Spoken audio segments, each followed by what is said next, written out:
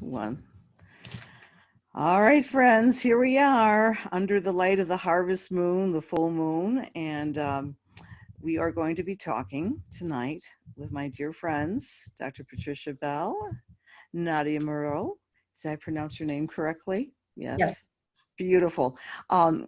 The origin of this idea, I wanted to do something on one of my passions. I'm an astrologer, a researcher, a medium, and a psychic, right? So done some research. I have communicated that research through the CIA. I'm a proud CIA agent. All of you who are listening right now, we are coming to you from the Cosmic Intelligence Agency. And this is a wonderful group. It's online, they have classes, and they have put together a book called Vision 2020 with articles on the website. So in any case, originally, my interest has been in trying to figure out the role astrology plays in developing psychic abilities and mediumistic abilities, and also, are there natural born psychics? My belief is we all have a right brain. We all have an intuitive symbolic brain, so we can all master our intuitive calling. So why tonight? Well, we had some tech issues. We've pushed those aside and just persevered tonight. This is an important evening, though, with the full moon, because I have found in my development circles that often the time around the full moon, we often have to default to our intuitive side of our system, our agency, as it were. One of the things we'll be talking about tonight is defining what is psychic, what is mediumistic abilities, what is ESP, and the role of astrology in both. We're also on the brink of an important sextile, friends, that's happening on the 12th of October. And I want to draw your attention to what a sextile is. I think everyone who's listening has at least a beginner's knowledge of astrology, but I like to make it very simple. A lot of the outer planets or transpersonal planets have vibratory or subtle effects over hundreds of years. So part of my research was, what is, number one, planets associated with psychics and intuitives and ESP? I think most astrologers would agree that Pluto, the intense, powerful energy of the underworld between veils of agency and experience, might be attributed to mediumship, whereas psychic planet might be Neptune. So all of us in the 21st century are living under the sextile that began, the first conjunction began in 1892 between Pluto and Neptune. And this calling, as it were, is reverberating. So to set the parameters, first, let's introduce our friends. Nadia is originally from Moscow, and she studied physics. She's a physics-trained astrologer, New York-based astrologer, a writer, speaker, an ESP practitioner, and does classes and wonderful support with ESP. Welcome, welcome, and also a proud agent of our Cosmic Intelligence Agency. And Dr. Reverend Patricia Bell, true story, is a good friend as well as a colleague. She's also a CIA agent and a long-time medium, a registered medium with the world's largest community of spiritualistic mediums. That actually, if you think about it, was the seed idea of Lilydale, New York, came during that Pluto-Neptune conjunction back in the 19th century. And she's coming to us from Florida. She's also an established writer, researcher, and astrologer with a great interest in Chinese astrology too. She teaches the Chinese New Year to her students every year for many years. And the originator of the Children's Intuitive Program at Lilydale. She's the grandmother of that wonderful program. So ladies, I want to start off with just doing some definitions. All right. So Nadia, I'll start with you in terms of ESP, because that's what you teach and that's what you've done some of your research on. Could you define what ESP is and how that might be different from psychic? Or is it different? It is only different by a mental construct, and it is only different by a name. That's it. There is no other difference. So extrasensory perception is scientific, or at least as close to scientific title to a psychic ability or a mediumship ability that there is. So the way I see it is the word medium and the word psychic come from New Age vocabulary.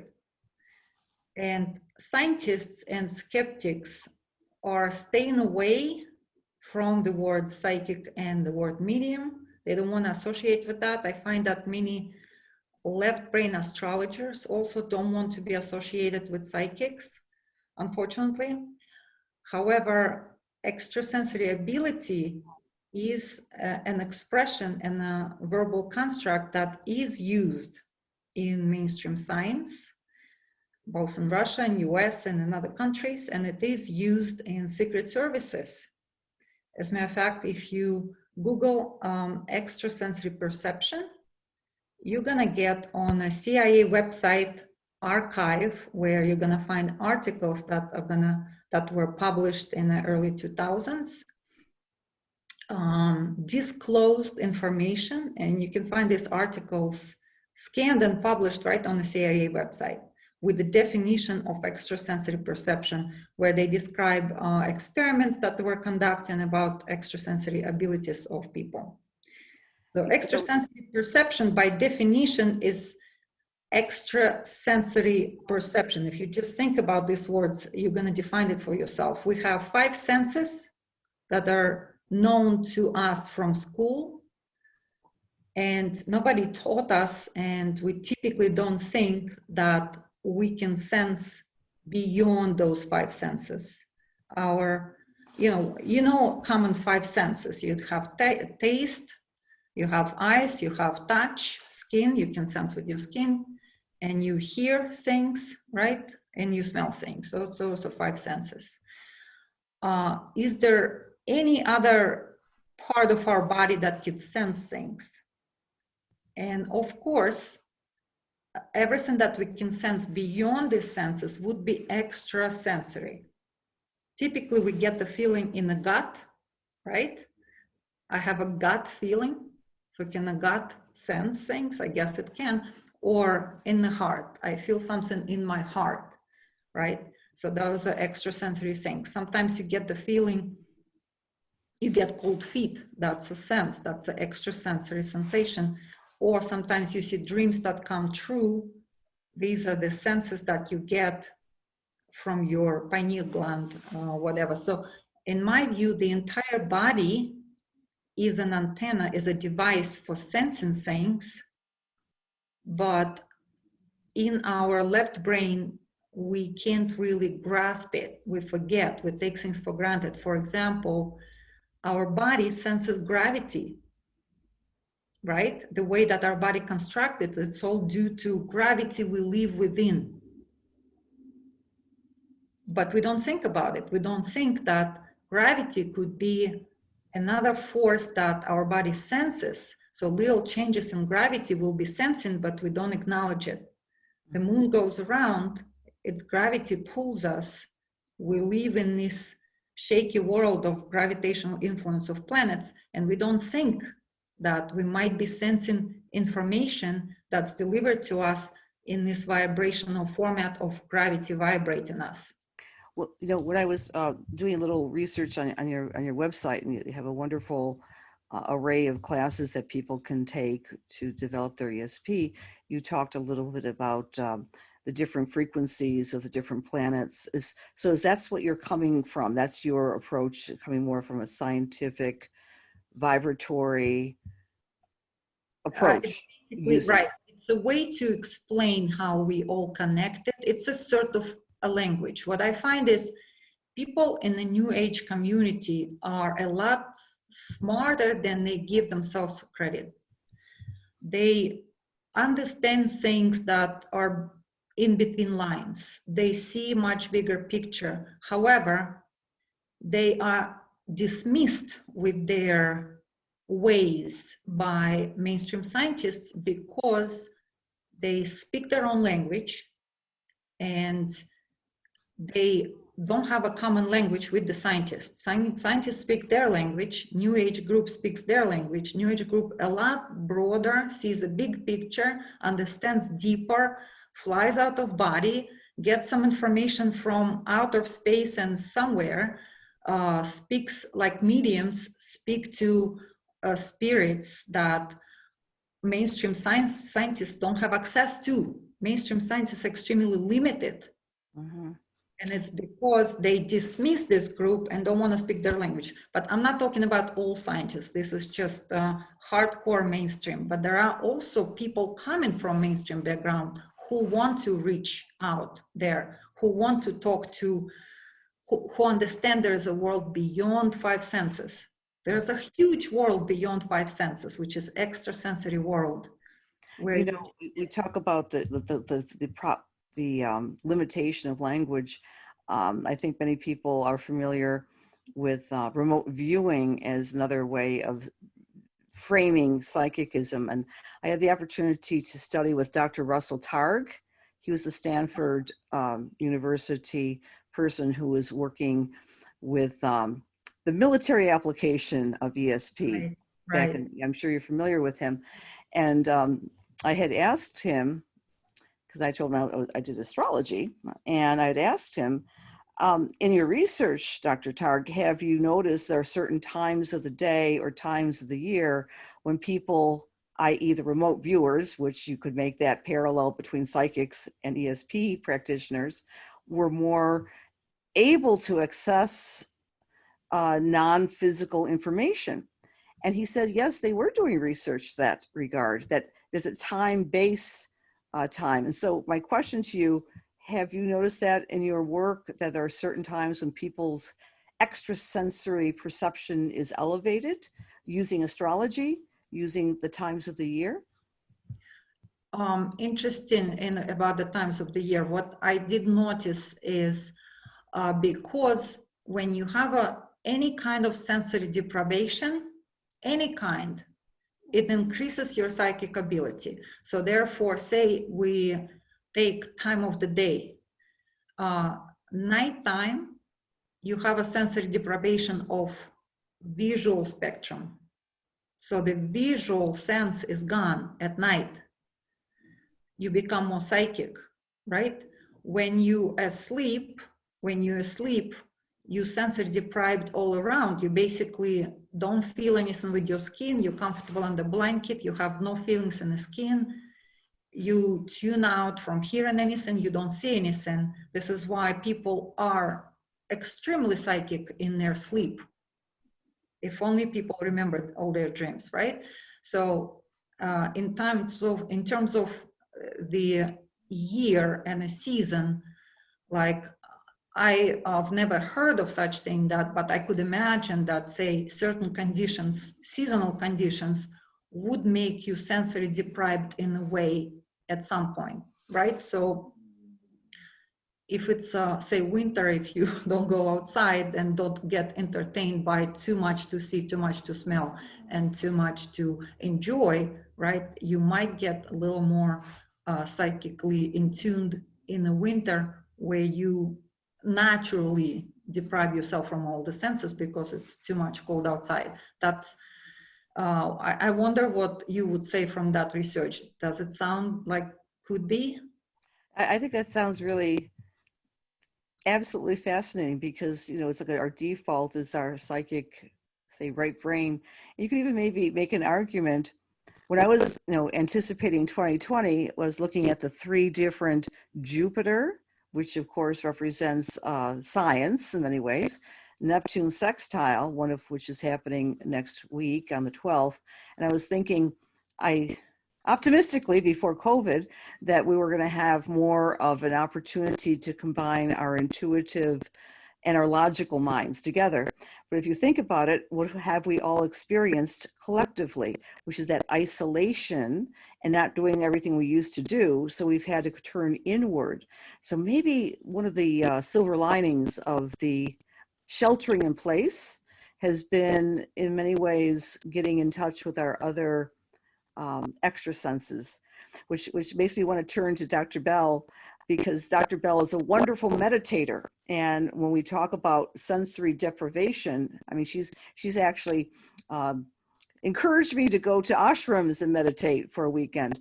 So Patricia, how does that resonate with you? I mean, I know that you work and have worked using your psychic gifts. Could you define psychic versus mediumship and maybe give us a little overview of what you do and how you know when you are connecting with others who are either deceased or in the everyday psychic arena? Well, thank you, Cassandra, for mentioning the children's program, because a lot of people may not realize when I was a very little girl, I turned around and I said, "Mommy, the stars talk to me." And I knew that the stars could talk to me. In fact, and you may even know that I like to sleep with the windows not closed, because it is a habit since childhood that prior to going to sleep, I would feel this communication with the stars. Now, when we look at the research, whether it's Dr. Andrew Newberg from the University of Pennsylvania, that he was a radiotheologist that said we are wired for God, you know, and he showed specifically in the brain that we would be able to. Then you look at Dr. Oz, who has Dr. Daniel Amen on his program with Teresa Caputo, and they put EKG waves on her. And they found, and this is what the most significant is, going from beta waves to alpha waves to theta waves. Teresa Caputo could only connect with spirit when she was in theta. So therefore, I love doing the children's program because the majority of children still remain in alpha.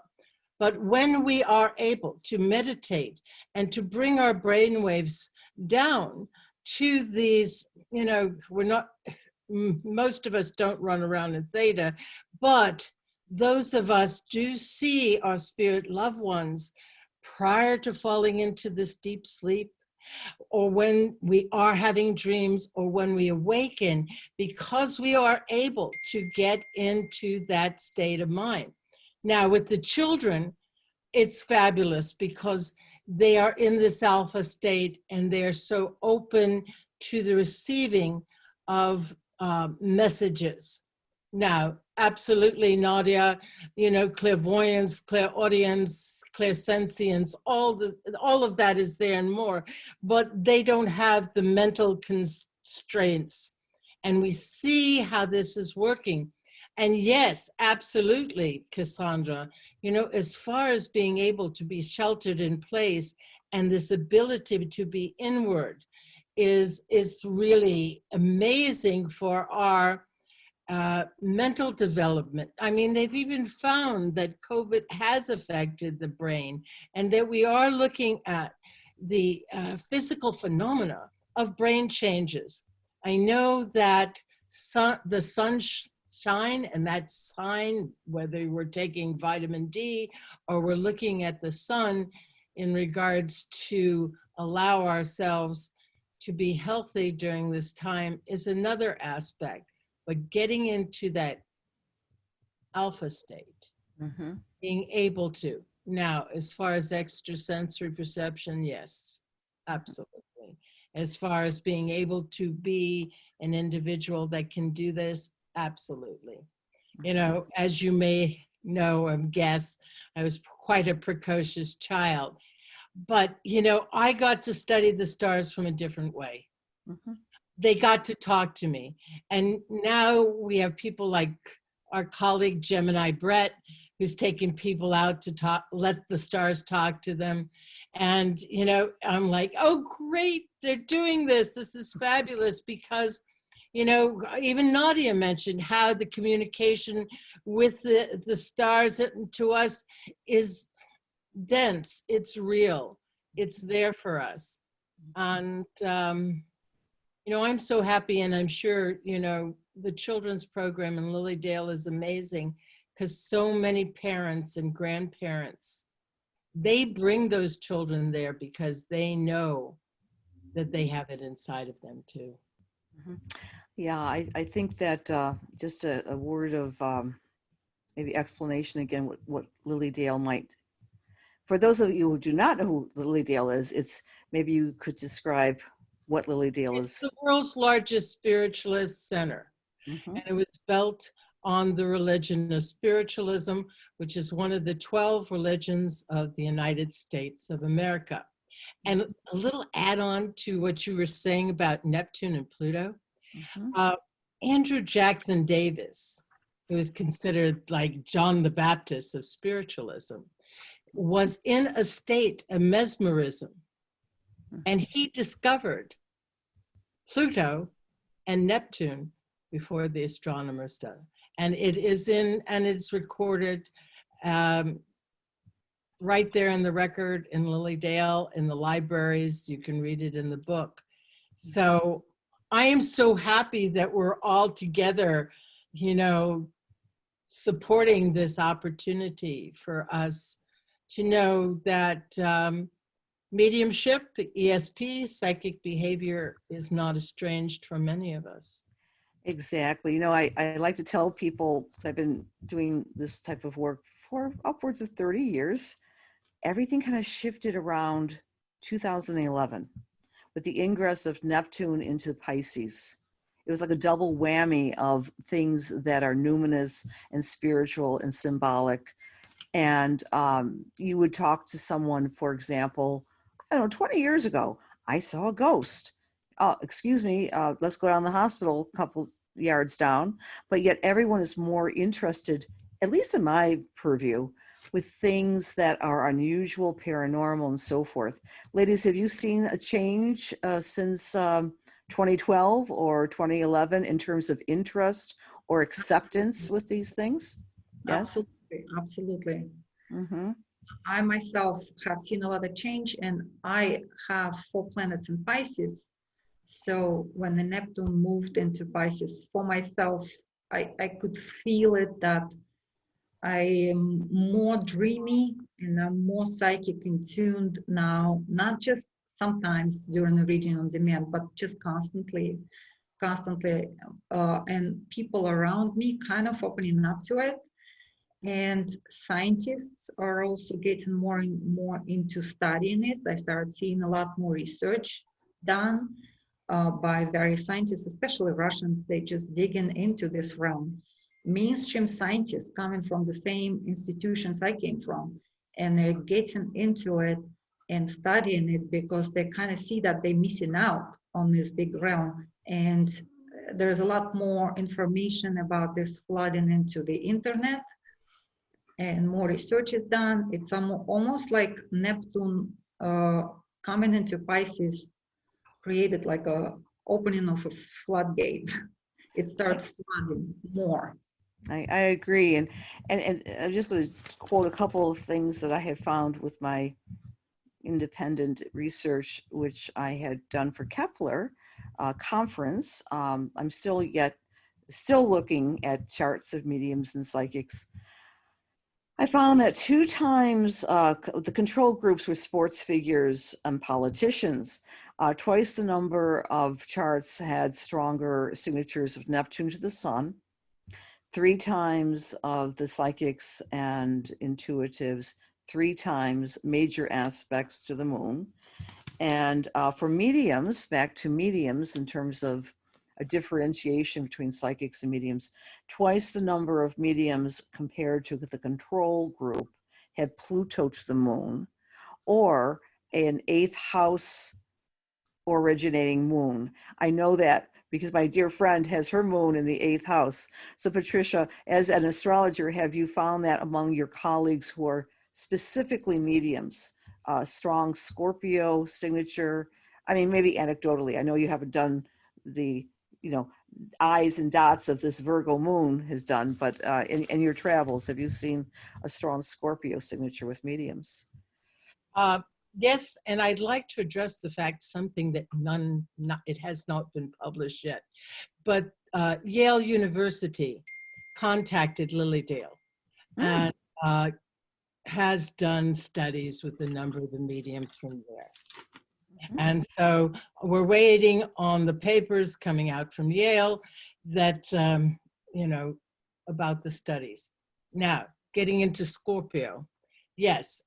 The majority of very good mediums in Lilydale, being an astrologer there, those willing to share their charts are either Scorpio or have a Scorpio moon.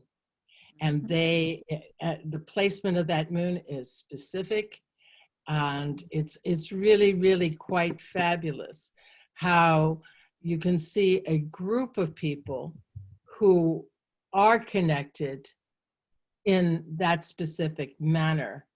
You know, I also have to say to you that I was very blessed that two of our dear friends and colleagues, Richard Smoot and David Cochran, were kind enough to do some work with me in research in regards to the asteroid Urania.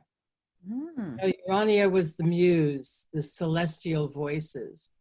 And I can share with you that in my chart, Urania is exact same conjunction with my Venus star point, exactly trining my ascendant. So it didn't surprise me that even as a child, I would have been, you know, looking at the stars. So when I looked at the ephemeris that they put together for me, which was a work of love, right now with this Mars, it's triggering my Urania, and it's opening doors with communication to be able not only to see the stars and receive them, but to meditate with the stars and receive this. As an adjunct to that, starting this October, Urania goes into Scorpio. And she will come and bless all the Scorpio planets and give them, you know, it's interesting because when I met Carl Sagan, believe me, he did not want to talk about astrology, but his love of planets was beyond scientific, you know, and the fact that we are 40% stardust and that, you know, we are so connected. Yet the scorpionic aspect of Urania, and yes, she does have to deal with astronomy as it's still in there. So I think that the signatures that we're all putting out, as far as people wanting to know more, is incredible. You know, I have to thank Julia because when I was teaching the astrology class in Lilydale, she did an article and put it up on the CIA, showing our children there, singing to the planets, understanding their oneness. And, you know, quite frankly, I think we should do that as adults. Right, hug a tree and smile at a planet, absolutely. Exactly. Right? I'm sure Gemini Brett would join us in that. You know, Nadia, one of the things you mentioned on your website was the astrology of COVID again. I'll get back to this particular area. And I love what you said about the deprivation that sometimes you've seen in your research and in your musings that can actually enhance our ability to not use the five senses, but go beyond. Maybe you could comment a little bit about that as well. Yes, and speaking of our pandemic situation, sensory deprivation, there's another thing that contributes to increasing psychic abilities in people is an unusual stress. And you probably heard of situations where under extreme stress, people are capable of extraordinary things, of extraordinary behavior. So we are under very unusual stress, right? Where we all, the entire world, is thrown off its routine. For human beings, we're thrown off of our routine in a major way, which is, we know the 3 planets that contribute to it. However, Neptune is sitting in a sextile to getting closer to, or have been sextile in that entire stellium of these 3 major planets, which kind of give us a helping hand. Like, even though things are seemingly falling apart, nevertheless, something magnificent is happening to the world and everybody. And in a way, we are sensory deprived socially. Think of it, right? Think of it. We are socially distancing. So therefore, we're depriving ourselves from heavy socializing that we've always done. And when you heavily socialize, like you're going to parties and stuff, imagine you're an empath, or a lot of us are empath, right? We don't like noisy places because we lose, it's uncomfortable because we lose our sense. We like quiet places. That's where we can meditate and get connected to the universe. So, but when people socialize a lot, they're used to and get some kind of energy exchange in this noisy environment at parties and at social gatherings, or just talking loud voices with other people. When you're constantly in a noise, you cannot get this psychic information because it's too noisy. That's why to get psychic, you need to get quiet. And what happened to the entire world is that we all forced to be quiet, be at home, being in a quiet situation from excessive socializing. Therefore, I think it's a world sensory deprivation and that. So we're gonna see a lot of people are gonna be more in tune with what's happening during this pandemic. A lot of people are gonna have I already witnessed it amongst my friends. I have friends who I would never imagine that they would ever be awakened, right? Because they're too skeptical, too, rigid. And now during this pandemic, I see that it's like a whole new being. I'm talking to someone on a much higher level of understanding of reality. They suddenly see the flip side of certain situation. And I'm seeing that they're more in tuned. I have a personal friend like that who just said that, something's happening in my house. Sometimes I'm missing my shoes, or I had this situation. So I'm thinking, okay, I hear you that you have a spirit living in your home.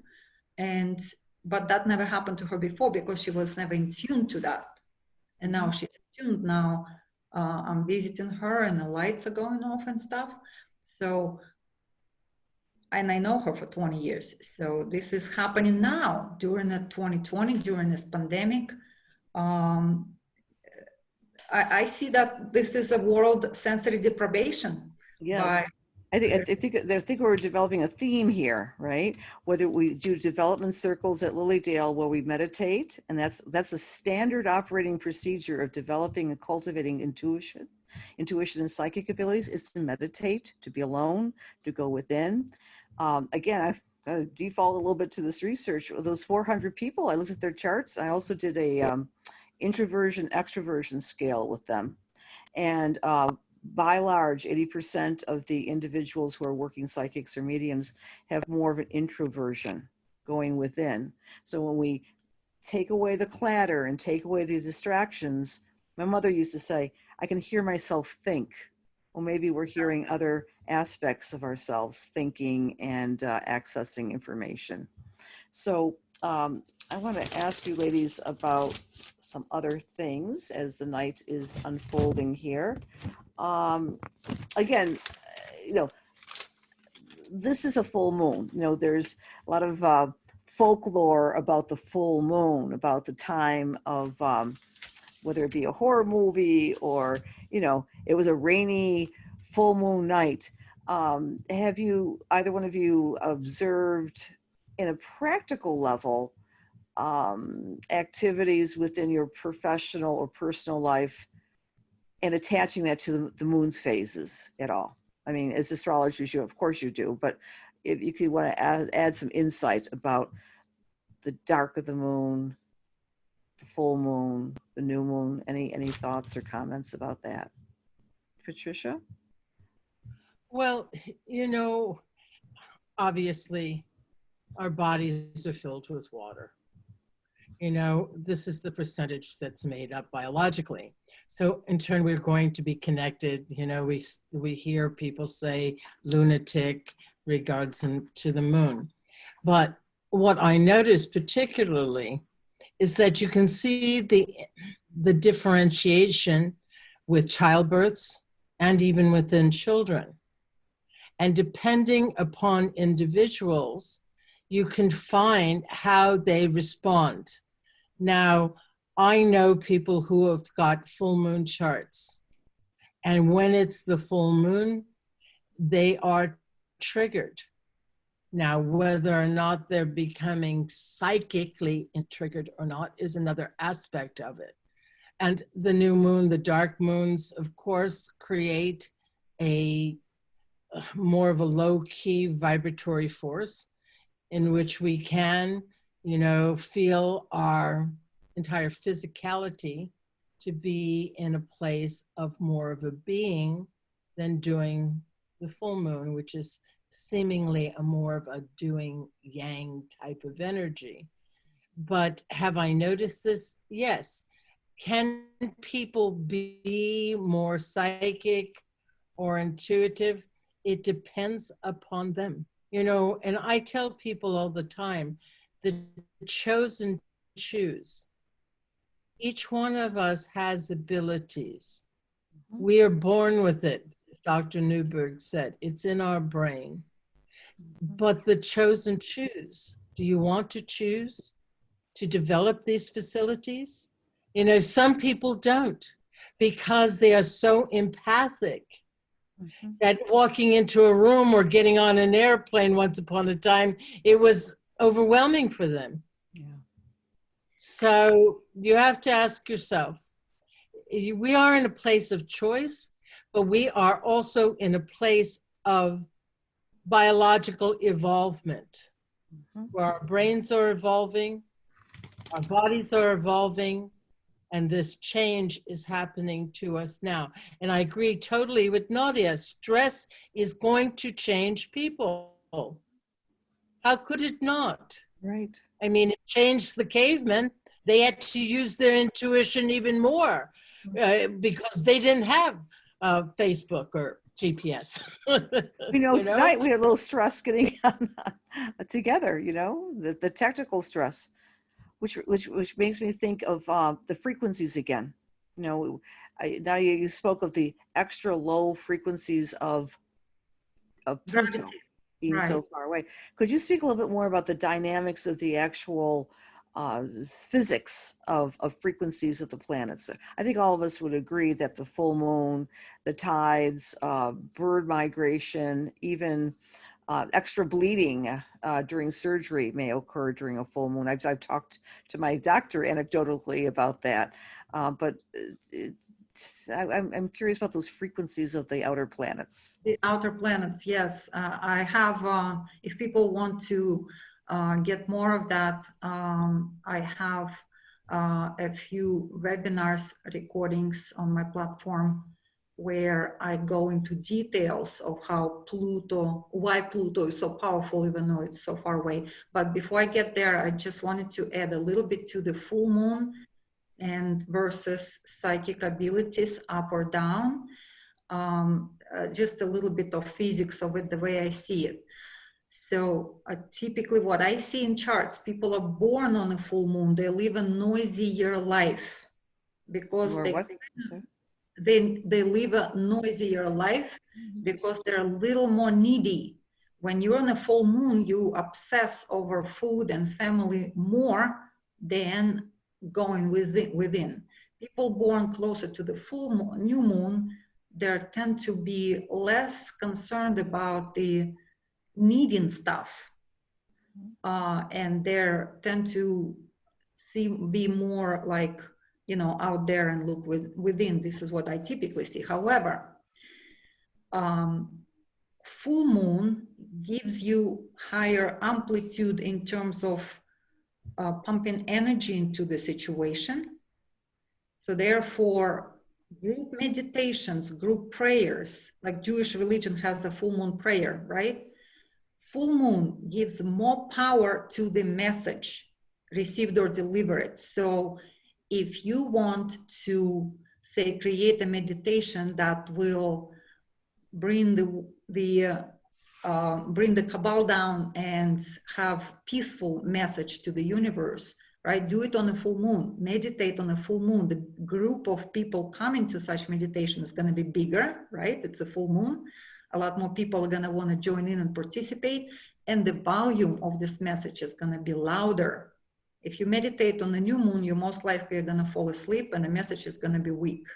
Even though your psychic powers might be better, you hear message better, but you're going to fall asleep. But during a full moon, there's a little more noise, but a lot more power too, because of the full moon. And the physics of how the moon affects us, again, on my YouTube channel, I have a specific video, how does astrology work? And that has it's a 5-minute video, but it has in a very simple format, shows you physically how the moon affects. I recommend everybody going and looking at that video, how the moon affects us. So as far as the Pluto, right? If you understand the physics of how the moon affects you,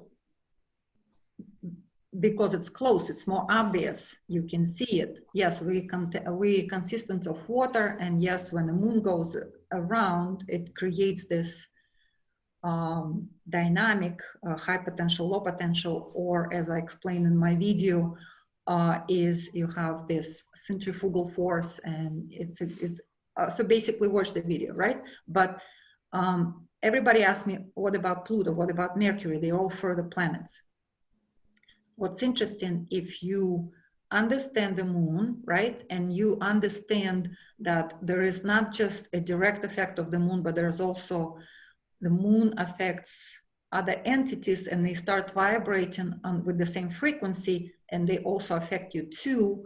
So when you have an effect with the same frequency from everything around you, it creates a resonance. So therefore, we're talking about the moon affecting me, Nadia, but in fact, the moon affected Cassandra, the moon affected my boyfriend, the moon affected my friends, the same exact moon, everybody under the same vibration, and then they all affect me, and it creates resonance within my heart, within my brain, and my brain explodes, right?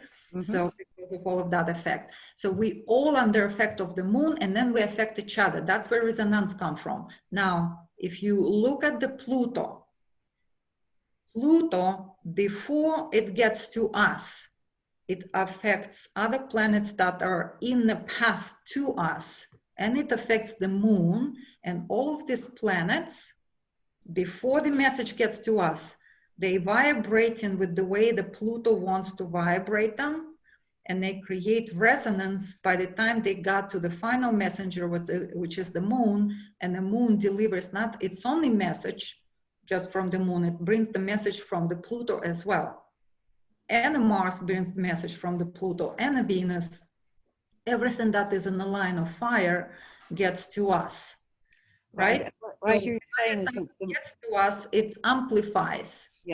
the moon is an amplifier of all the other energy in the solar system. That's why the furthest planet is the most powerful, because it sends a message that's seemingly weak and from far away, but by the time it gotten to us, it's already gotten amplified by all these other planets, and by our atmosphere, and by the Earth itself, because it's affected by all of this vibration affects gravitationally, with gravitational wave. It affects everything that's in its way, and now everything vibrates in combined power and resonates. So that's how it gets to us. This is why Pluto is a master manipulator, because it can't access you directly, because the direct effect is too weak. So it has all these other planets do the job for him in an amplified way.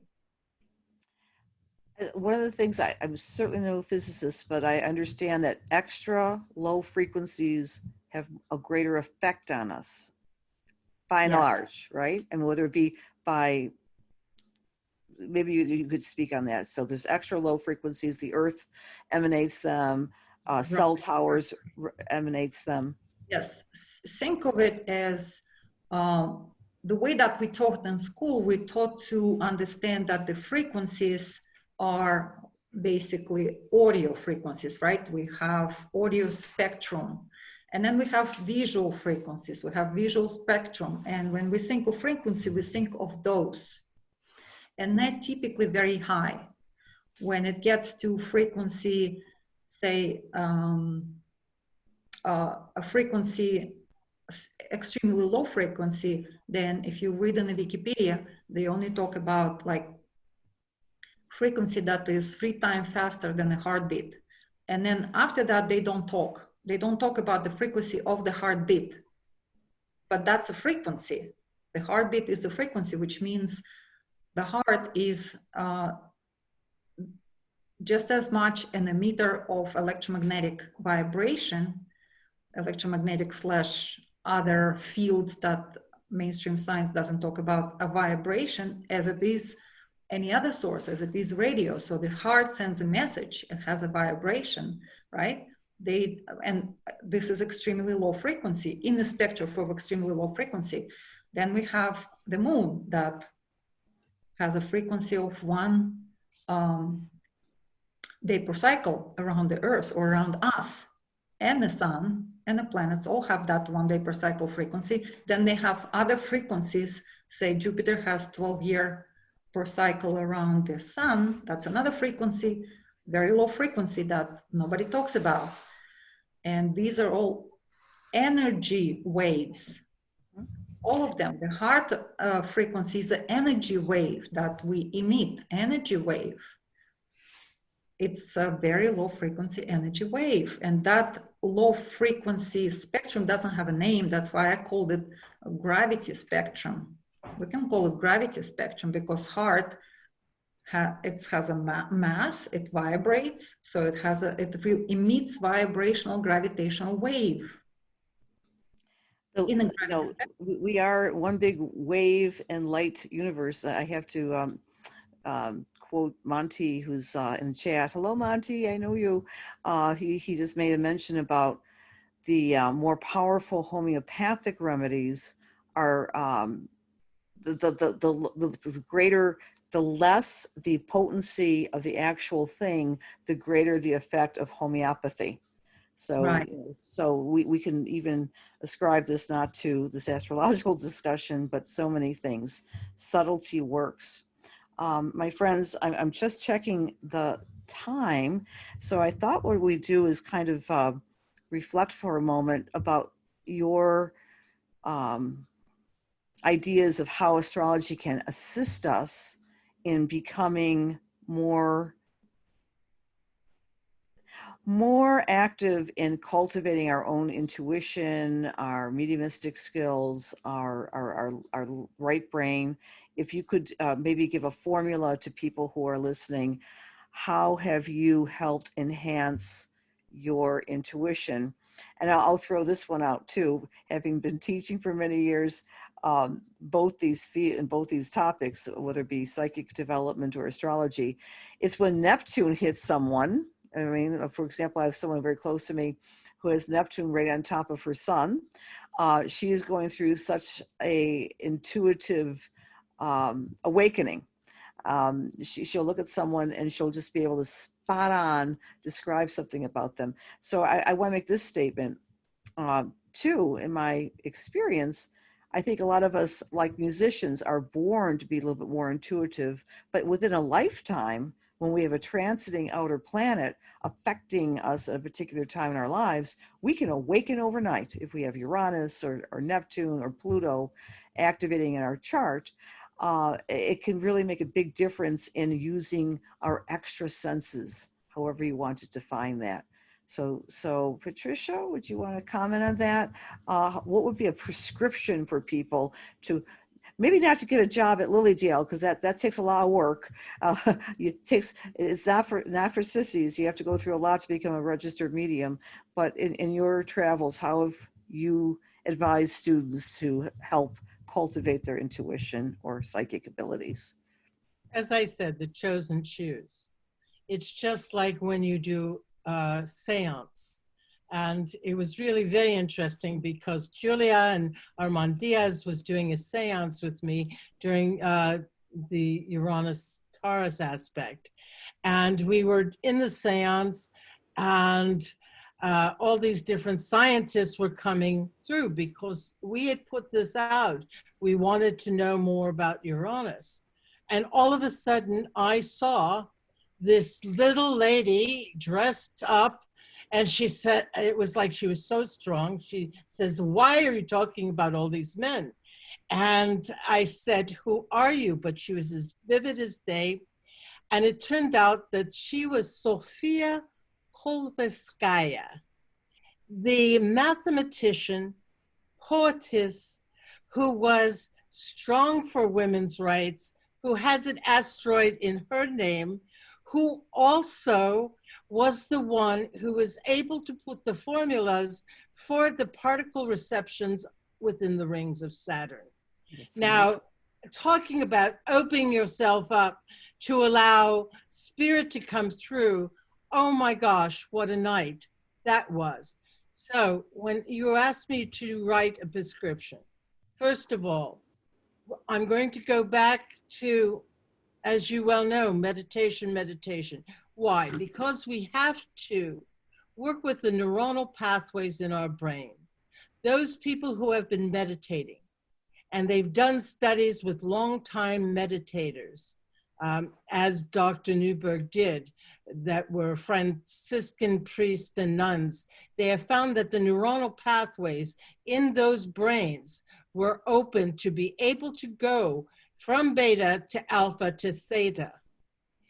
By being able to do this, you open yourself up to merge with that vibratory frequency on a different level. Yes, do you have to learn how to meditate within a very solitary environment? Absolutely, but you're not alone.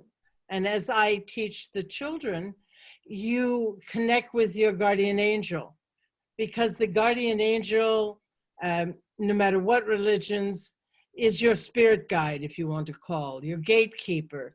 So we are making an intention to connect with spirit. Now, I myself, when I want to teach astrological aspects, I make an intention to connect with a certain planet or a certain energy, so that personally, the people who are meditating at that time with me can get their own information from the planet Mars or the planet Pluto, telling them, like this Mars retrograde. To me, Mars in Aries has been the hero's journey, not unlike Joseph Campbell said, that we were on this hero's journey and we were going to go through these different confrontations. And with the Saturn square, it was about us understanding what type of authorship and how authentic we are on this hero's journey, so that we all could find our bliss and bring it back to the community.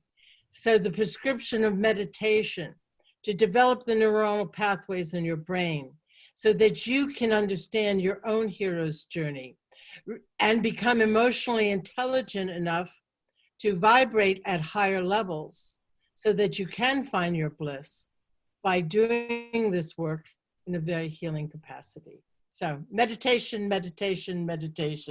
Beautifully said, Patricia. Well said, well said.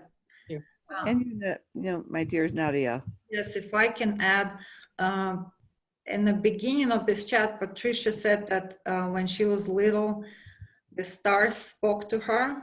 So what I would like to say to everyone is that I'm working on an article about my ideas on cosmology. And what I came to realize, and I verified it through extrasensory means, that our solar system and our universe is not just a bunch of rocks that floating around in the universe and affecting us gravitationally. It's an ecosystem. Those are all live beings, just like maybe fish living in the ocean. This is an ecosystem. Planets get born and they die and they give birth and they're alive and they have messages to say. They do talk to us, in fact, and we can listen to them. So, and the relationship with astrology starts from the first moment when the mind opens to it, to the idea, right? You can be closed-minded and say astrology is BS and female religion and whatever you're gonna say. Or you can be open to it and say, I'm curious, what if it's true? From that point, when you're opening up to it, your right brain and the left brain get more and more balanced as you learn a little more about it. And through astrology, you can become psychic if you study astrology, because what it does to you is, even though a lot of astrologers I see study it from the left brain perspective, they're trying to put techniques together and do predictions based on techniques only, and they try to dissociate themselves with the word psychic. However, when you just thinking and imagining what might happen when this planet goes in this position, lines up with this other planet, you're trying to visualize it, what might happen to this particular client, that makes your right brain, which is imagination, try to paint a picture. And what happens is, whether people want it or not, as they get more and more experienced, the psychic ability sneaks in and they make accurate predictions, not because they're so good at techniques, but because they just getting good at being extrasensory that way. Amen to that, Nadia. I believe that, psychic is kind of a shady word in some circles. And I'm a proud psychic medium, as well as a very developing every day in every way astrologer. And I think they are good bedfellows, because astrology is this magnificent symbolic language that speaks to us on so many different levels. I love what you say about evoking the planetary system. I mean, that's even akin to our magical systems. I know over the years, I also do massage, and my son and myself have worked on something called Universal Healing Protocol, which we actually use the planetary healing and the signatures of the signs in Reiki type of healing.